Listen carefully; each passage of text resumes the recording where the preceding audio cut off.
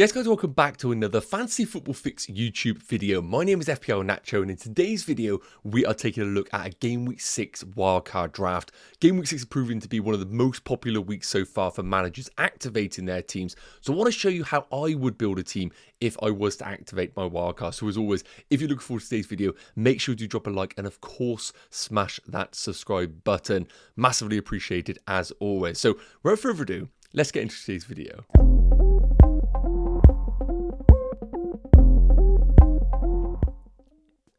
So as I mentioned, Game Week 6 is proving to be quite a popular week for wildcards. We're seeing a lot of fixture swings for some top teams like Arsenal, who have two brilliant home matches back to back.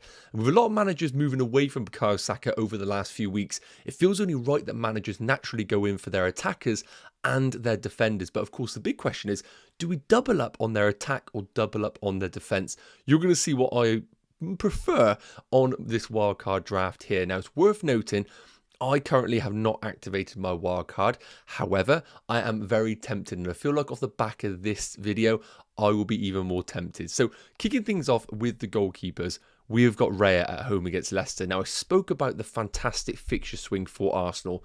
They've come off the back of some tricky fixtures, most recently against Man City. They're now coming in against Leicester at home and Southampton at home. And even Bournemouth away the following week, I don't think is a terrible fixture for Arsenal. And Raya is proven to be one of the best value goalkeepers in the game. Now, I need to say that Raya has been accumulating decent points because he's been picking up bonus points and save points. One would argue that in the next few home fixtures, Arsenal aren't really going to have that much to do from a defensive perspective. I don't really think there is going to be huge shot volume from the teams that they're playing against. So maybe the ceiling for Ray over the next few weeks shouldn't be as high as what we've expected in previous game weeks. I wouldn't be surprised if he just picks up 6 pointers in the next 3 weeks. But when we are building a wildcard team, we aren't just looking at a 2-game week punt, especially in the goalkeeper department. We are looking at long-term options. And I feel like the Arsenal defence is just an easy long-term move for our teams. And going for Raya is slightly cheaper than the other option of Saliba in defence. And I feel like he is just the route to go for a lot of FPL managers. So Raya is going to be between the sticks. And spoiler alert, I think if you're going for Raya, you don't need another playing goalkeeper alongside him. If he was to get injured, you would then just take him out of the team as opposed to rotating goalkeepers each and every week. So moving into the defenders, and as you can see here, the way that I've structured this wildcard team, it's going to be very much about playing 3 at the back each and every week and utilising the midfielders and the attackers depending on each and every game week. So here, as you can see, we have gone for the double Arsenal defence.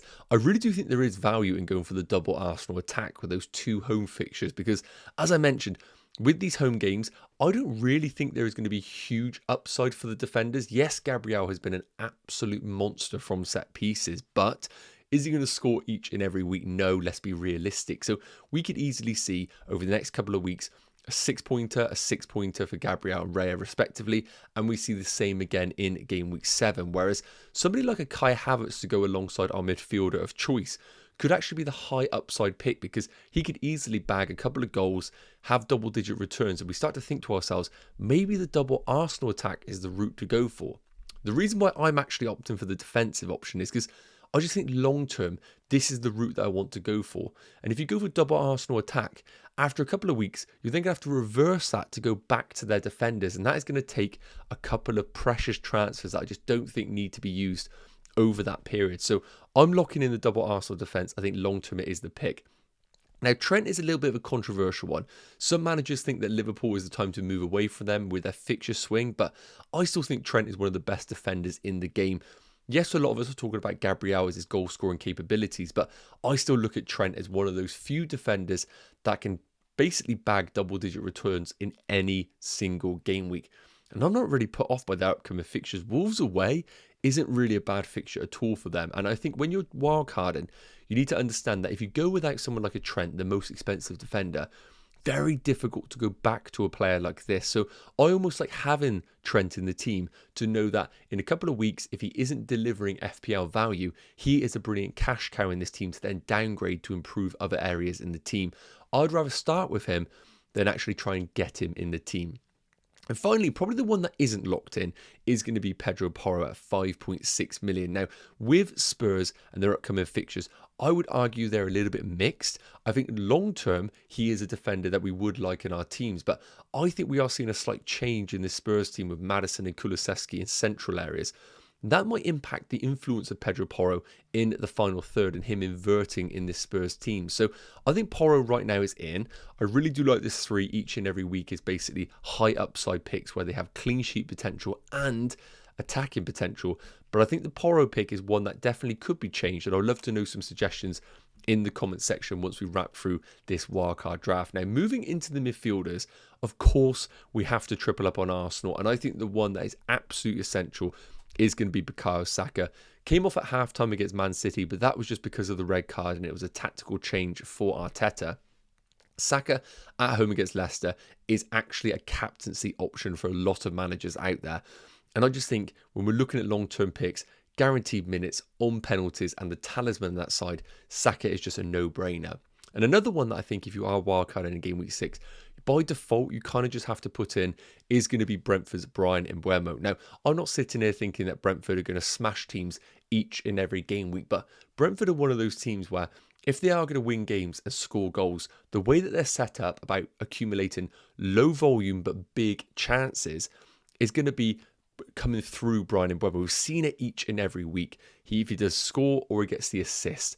And I think when we're looking at talisman for long-term periods, he is one of the best around alongside someone like a Bukayo Saka. So don't think you need to overthink it. Saka and Mbeumo will be locked in a game week 6 wildcard draft. And on the other end of the spectrum, you can see I also have Morgan Rogers, who's had a really good start to the season in terms of performances, but not necessarily in terms of FPL returns. We finally got those in game week 5.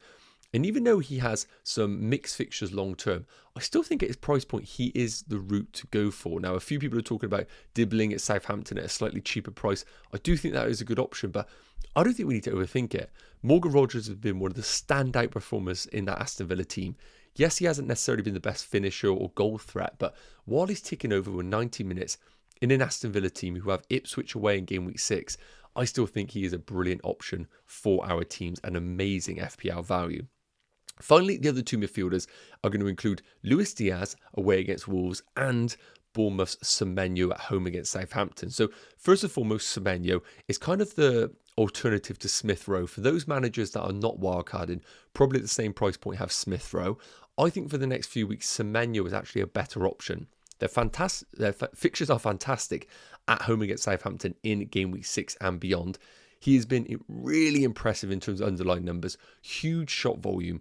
And I do think Semenyo is just worth bringing in for the next few weeks as that cheap enabler, as an alternative to a Smith Rowe. And finally, I mentioned Luis Diaz. Now, I've seen a lot of different midfielders in this 5th spot. Some have gone all the way up to Cole Palmer, which I really do like because, of course, he has no Conference League football. He is going to be fully fit for the Premier League. But Luis Diaz being 3 million cheaper than some of the options that we're talking about, with the underlying numbers that he's putting up, yes, there is some potential rotation risk with Cody Gakpo, but I think the team is being built around Luis Diaz right now. Everything that he is doing is basically working, and I don't think Arne Slot is going to be changing this up anytime soon. Of his shots, he's had 13, 11 of those being in the box, so he is picking up some incredible goal-scoring opportunities in this Liverpool team. I don't think you need to overthink it. I think Luis Diaz is still a brilliant pick for those wildcard teams. Now, finally, in terms of the 2 forwards in this draft, is going to be Erling Haaland. I don't need to touch on this one. I know some managers are going without him. They're trying to be freeing up some cash to invest elsewhere, but I still think you can build a fantastic team with Erling Haaland in it. And with the upcoming fixtures long term, it's just a no-brainer in my eyes. The other one is going to be Calvert-Lewin right now to start.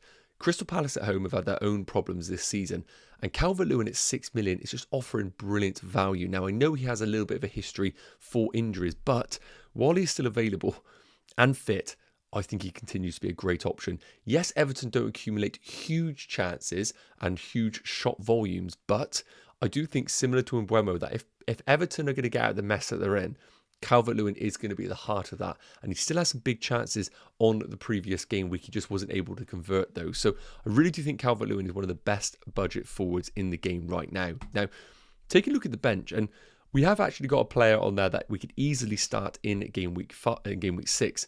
As I mentioned, Fabianski is the 4 million goalkeeper of choice. Nobody's starting, unfortunately. So I think Fabianski is just the best of the bunch.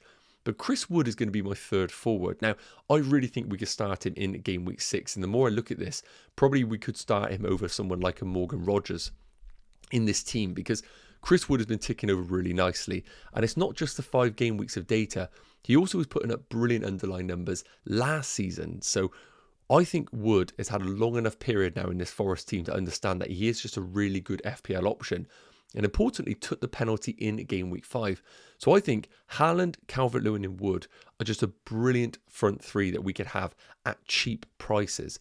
Collins is going to be the 4.5 million defender with those great fixtures for Brentford, but it's worth noting, we don't really want to bring in a defender at any point while we have these 3 premium defenders. And finally, I think the best 4 million is going to be Greaves. Wolves' defender Mascara has now been ruled out for a long time. He was the other alternative. So I think Greaves, even though Ipswich won't keep clean sheets, is probably the best 4 million option. So that is my game week 6 wildcard draft. Of course, I haven't actually activated it because I think my team doesn't need it right now. But let me know in the comment section, have you activated your wildcard? I still think there are tweaks that could be made with this team, but I think the basis of it, Raya, Gabriel, Trent, Saka and Mbeumo, Semenyo, Rogers, Haaland, Calvert-Lewin are all pretty much locks in most people's teams. And then it's just a few tweaks around the edges to decide where you want to invest that money. So let me know your current wildcard drafts in the comment section.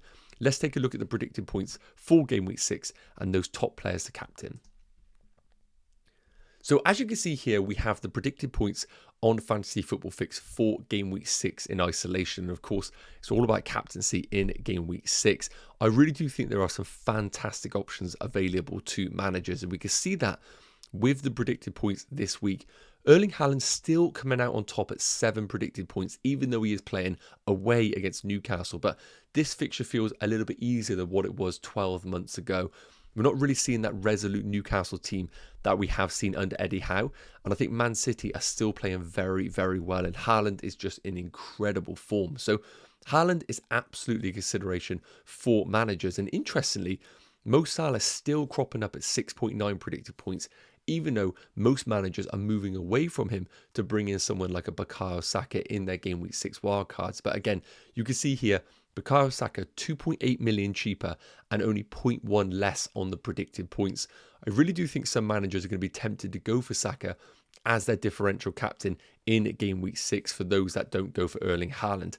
Outside of this, Havertz kind of justifying why double Arsenal might be the way to go in the opening couple of weeks with those brilliant home fixtures at 6.3 predicted points. And then, of course, we've got someone like a Cole Palmer at 6.3, who is also a brilliant pick. Outside of that, some popular wildcard picks in Mbeumo, Gabriel, Diaz, Watkins and Semenyo, kind of justifying the selections in the wildcard team that I showed you. So let me know in the comment section who your captain is going to be for game week 6. I really do think Erling Haaland is still going to be captained by a lot of managers out of fear, but I do think going for a midfielder who obviously picks up an additional point for a clean sheet and goal could be the route to go for this week with those brilliant fixtures. So let me know that in the comment section. As always, thank you so much for tuning in to today's video. If you enjoyed it, please do consider dropping a like and smashing that subscribe button, and I'll see you in the next one. Take care. Cheers.